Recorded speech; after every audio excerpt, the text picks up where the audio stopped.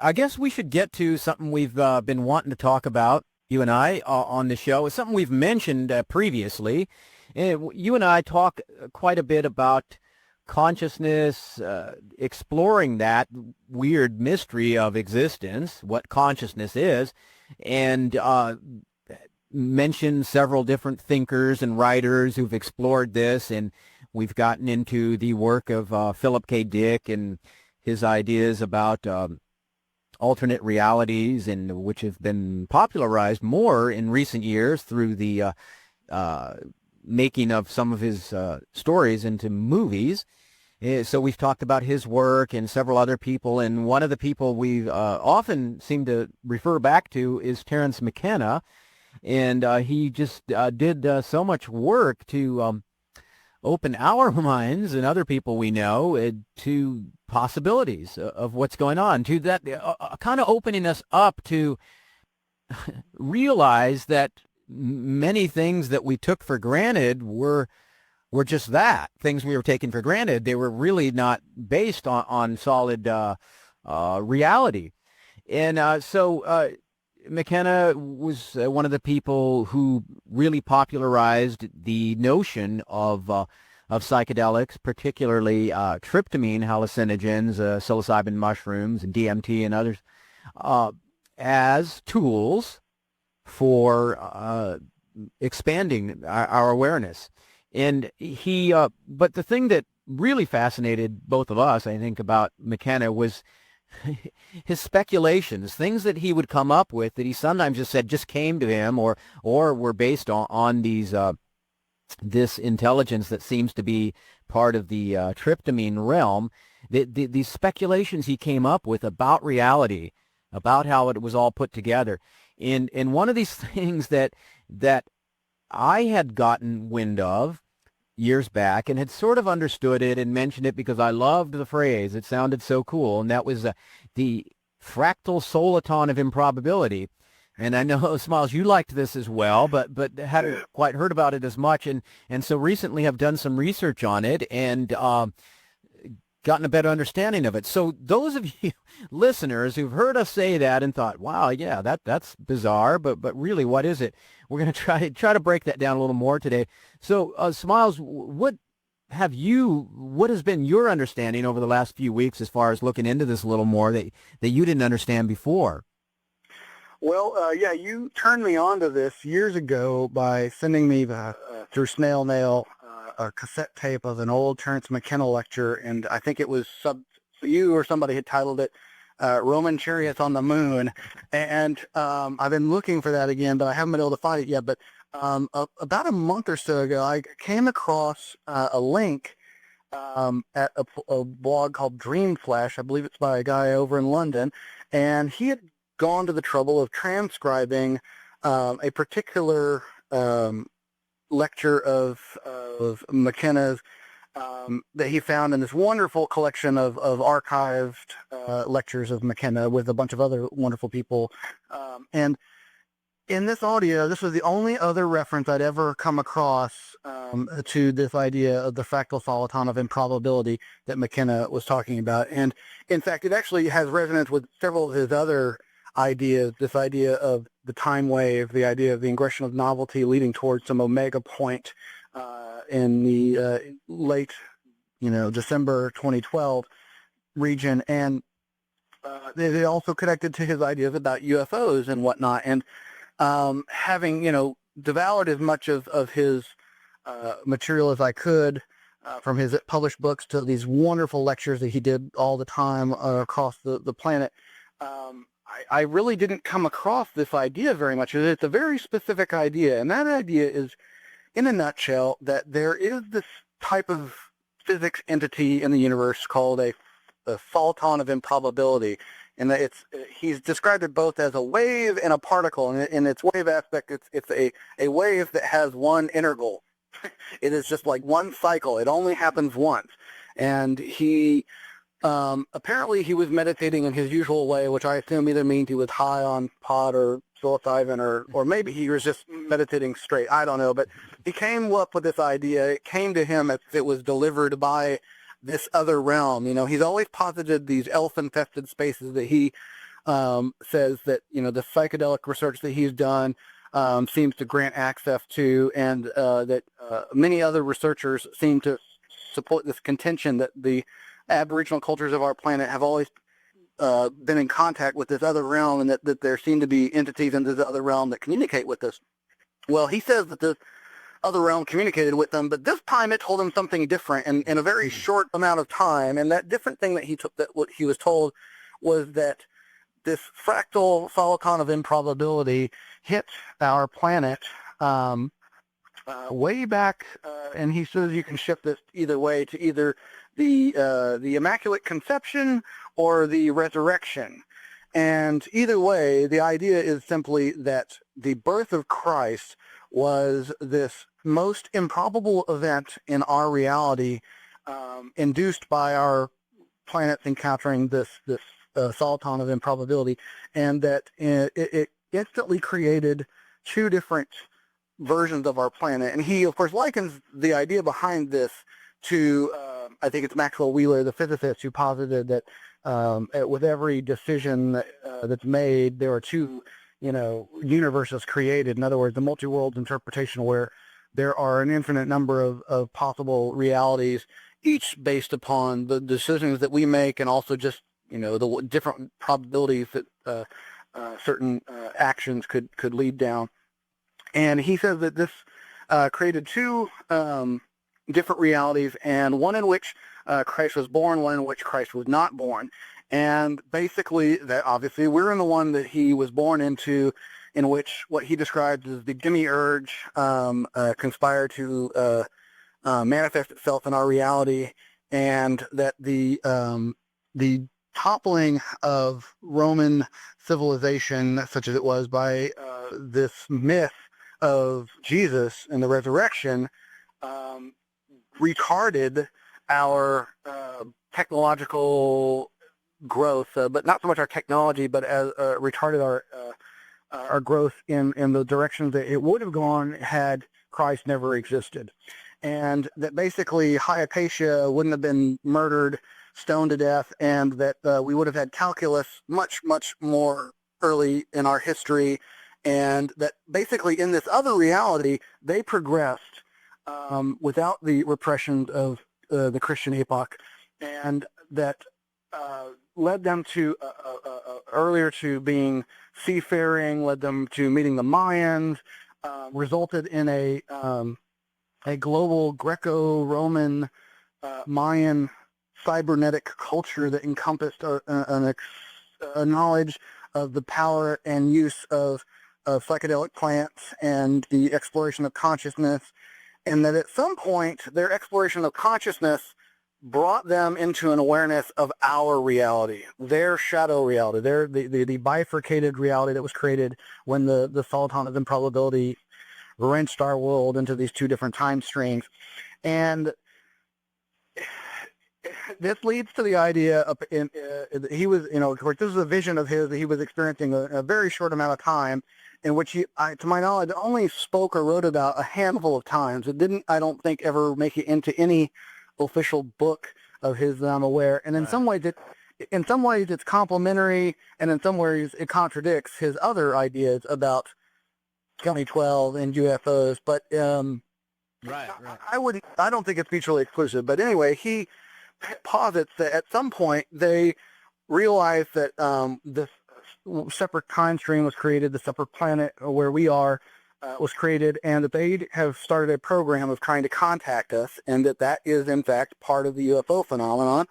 But that also around our year 1908, 1906, whenever it was that the Tunguska blast occurred, but that in fact was them testing their hypothesis that they had discovered nuclear atomic bomb technology much earlier than we had, but didn't do anything with it because of their culture being so radically different, and that they tested the hypothesis that if they detonated a bomb in their reality, it would have effects in our reality. And supposedly by monitoring the dreams of Siberian shamans, they were able to discern that, yes, in fact, these, hundreds of acres or however much square miles of these trees were knocked down by the blast, and it's an enigma that has confounded our reality scientists for a long time. Was it a UFO that exploded? Was it some kind of weird nuclear device? Was it a comet, or another comet, an asteroid, or meteor, or some such? A lot of different hypotheses. But he's saying, no, in this vision, he was told that it was a deliberate act on their part to test the overflow of these energies, which, it's really interesting to me because he does describe himself as a contactee, a UFO contactee, not an alien abductee, but a contactee. And of course, his experiences in the Amazon involved him seeing a classic George Adamski style nuts and bolts flying saucer, but which at the time that he was witnessing it, he goes, I know that those were hoaxed photographs, and yet here I am seeing this thing. Of course, he was under the influence of psychedelics, but as he says, he's one of the preeminent people on the effects of psychedelics, so he should be able to discern a hallucination from a real phenomena. And it came out of a cloud, in the classic cloud cigar type of UFO, where there's this cylindrical anomalous object that seems to eject other objects that then fly around. And so he posits that the UFO phenomena is this culture trying to get our attention, trying to lead us away from the potential of us destroying not just ourselves with atomic weapons, but their reality as well. Now, he says that by this point, at our time point in their reality, they're about 1,200, 1,500 years technologically ahead of us, and they've already populated the stars. So it's not that this is their home world, it's not that this is the only world that they live on, it's their home world. Right. It has some almost like religious significance in a certain sense. It's the origin of everything, and there's sort of like a reverence for preserving it. And so in their alternate time stream, they did the atomic blast as a test, just to see their hypothesis that it would leak over into the other time stream, our time stream, which they have discovered. And then when they realized that was true, they became concerned that, we were going to develop atomic weapons, which we did, and then we wouldn't be so advanced enough to know that it would F up and leak over into this other time stream. And so they're concerned about that, and is trying to stop us from doing any more nuclear blasts than we've already done. And which, in fact, the UFO contactee movement in the 50s and 60s, the United States experienced, and really the world, but particularly in the United States, that was one of the central messages, was you've got to stop exploding these atomic weapons. You don't understand, the effects it's having in other parts of the universe and in other realities. They may not have couched it in terms of, solitons of improbability and quantum mechanics and that sort of thing, but the occult world has been very well versed in the idea of alternate dimensions, however you want to define them. And in the 50s and 60s contactee literature, which is very much springing from out of the occult literature, the occult experience, there's this message from these space brothers that, hey, you need to stop doing that. So it's really kind of interesting. And actually that even in the modern abductee, the more modern abductee literature, that was another central theme, the idea that we're destroying the Earth. So usually in those cases, it's almost always from a ecological standpoint as opposed to a nuclear weapons standpoint. But so Vallée was saying a lot of things that influenced McKenna as far as his ideas about the nature of the phenomena. Well, McKenna did really conceive of UFO phenomena as being this result of what he believed to be the overmind, the oversoul, and which he agreed with Vallée that it was acting as a cultural thermostat, that whenever human society got overly one thing or another, in the case of the modern man becoming overly rational, overly scientific, and to the detriment of our ethics and the environment, that this overmind, redirects human consciousness through these anomalous encounters that influence the culture and society at large to go in a different direction. And this was something that both Vallée and McKenna were very concerned about, though for slightly different reasons, and they had the differences. In a lot of ways, they had a lot of the same ideas. But So with this Soliton of Improbability, McKenna is positing again that the UFO phenomenon is part of that, though he never really went into much detail about that. But he's suggesting this alternative to his ideas about what's going to happen towards the end of 2012, that perhaps that is what they're leading towards, that this other time streams civilization is trying to bring our time streams back together, and that perhaps that is what's going to happen at the end of 2012. And I know there's been so much said about 2012 in the last year and a half, 2 years. I mean, obviously, anybody who's been in the New Age community has been hearing about it for a decade or more. But, you know, for the average listener, they're probably just hearing about this, and then they might hear, oh, that's that Sony movie that's coming out, you know, what they've been seeing the previous fall with the Tibetan running across the hills and banging the gong, and then this huge tidal wave coming, and it's all disasters and whatnot. And that's a very strange viral ARG marketing program campaign for that movie. But, you know, there's been a number of books on the subject. You've had guests on talking about this, and it is more than just this, you know, goofy New Age idea about the end times. You know, there is much more to it, especially when you consider the fact that somebody like McKenna arrived at that date in a completely circuitous route that didn't have anything to do with studying the Mayans. Mm-hmm. And the Mayans being the one that most people point to, that they who said, you know, the reality was going to change. It would be the end of an age and the birth of a new one, at least on their calendar. And he's basically suggesting in different sources. I've since found another article where he apparently wrote more specifically about what he thought might happen, but he was suggesting that a huge portal might be created in which we would have the opportunity in this reality to go over to that reality, or that somehow the act of creating this time bridge or this reality bridge would bring our time streams back together, our reality streams, our Earth back together.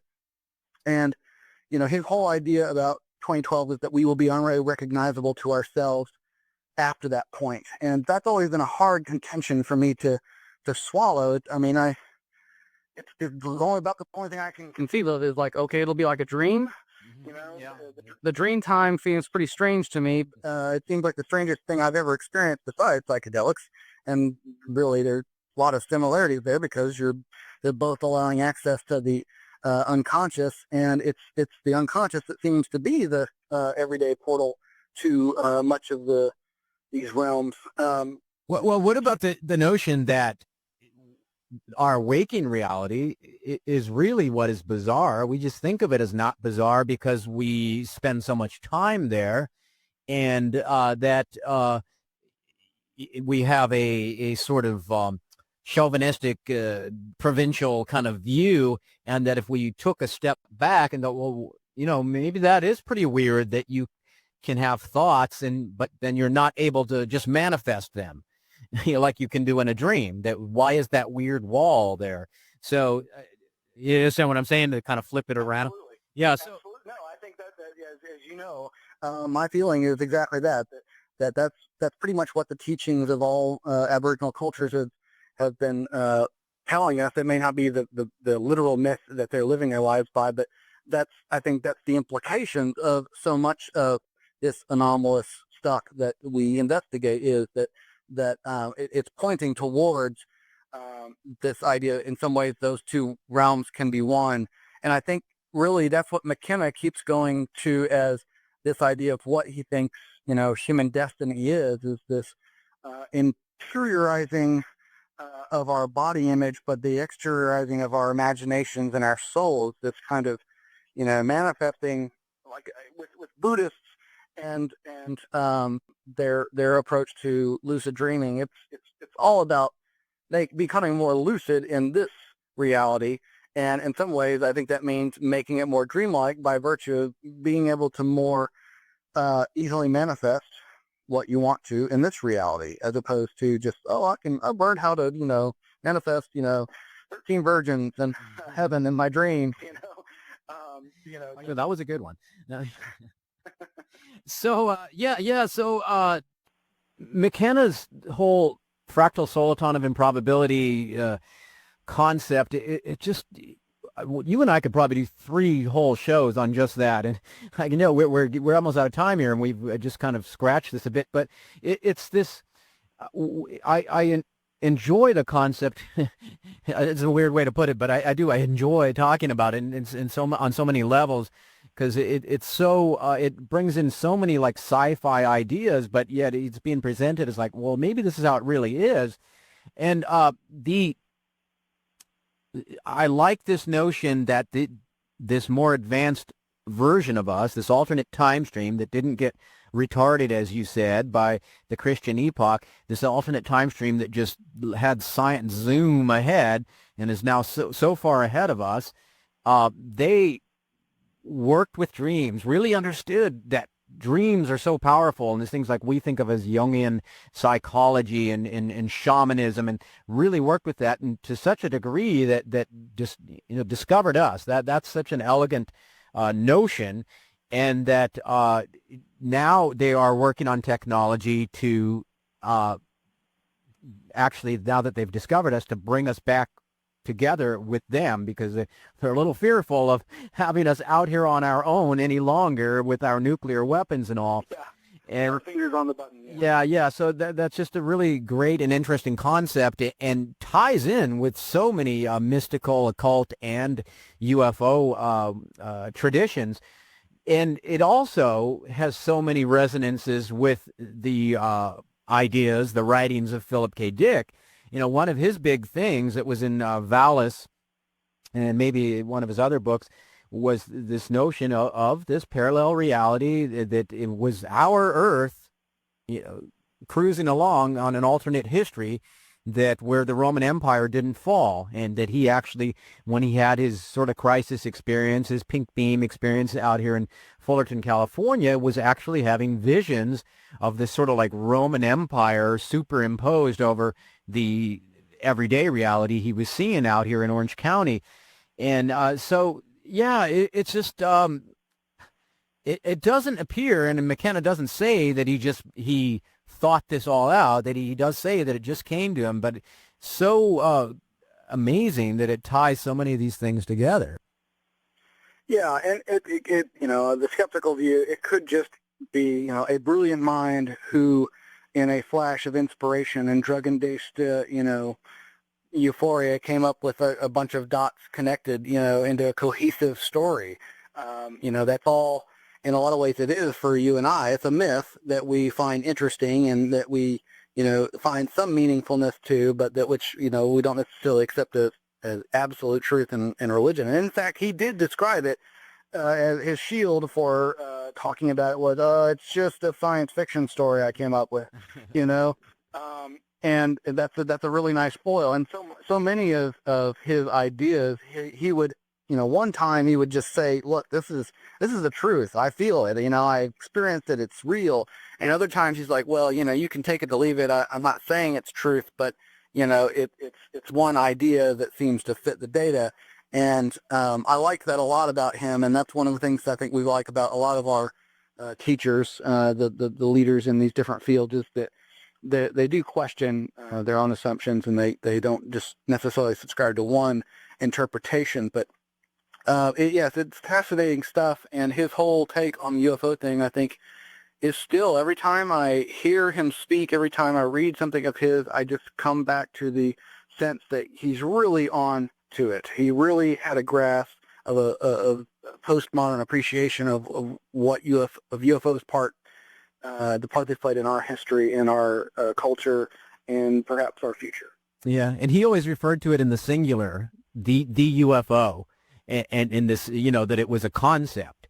And again, not that it was real or fake, but it's this concept, I think he called it an idea complex, and with a lot to teach us. And right, okay, well, wow, we're just about out of time here.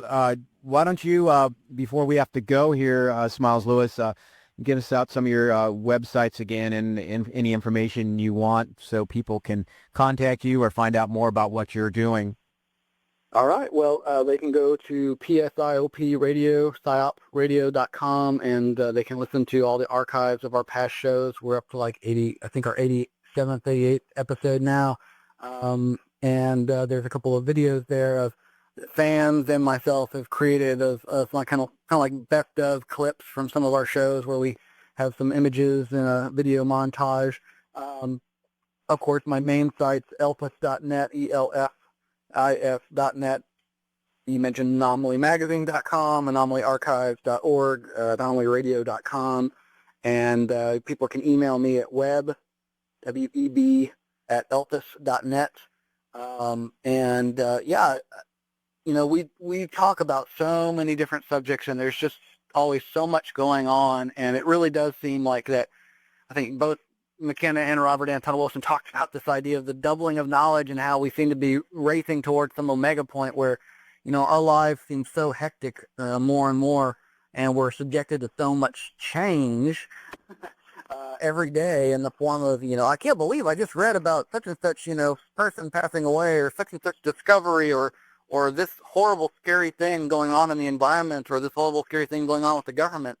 And yet, you know, humanity is still humanity. We still have so much potential for good and for liberty and freedom and for all.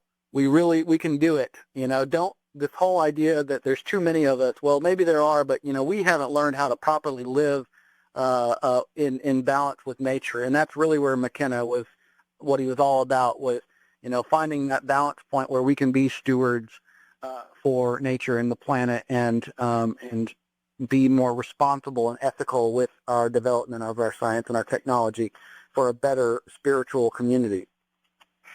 All right. That's a great note to leave it on. Stephen Miles Lewis, thanks so much for being with us. And I'll give out a little bit more of that information before I close out here for contacting you or checking out your websites. So, yeah, thanks again for being with us. Thank you. All right. Take care. Bye. Yeah, so Stephen Miles Lewis, and yeah, PsyOp Radio. You can find him there. He's doing a great show there, really interesting stuff. Anomaly Magazine, Anomaly Radio, elfis.net, and the McKenna thing we were talking about. Smiles sent me an article, The Great Timestream Bifurcation. I think you can Google that, and that it has a short piece that McKenna wrote kind of summarizing what this is about, but a fascinating little concept, or grand concept, I should say, to have a little fun with. All right, so I'll remind you again, the opinions expressed on this program are not necessarily those of the KUCI staff or management or the UC Board of Regents. And if you want to email me, you can contact me at rglarson@kuci.org. And this is Robert Larson saying I'll be talking to you next week. And stay tuned, as always, to 88.9 FM in Irvine, KUCI, and it's KUCI.org as well.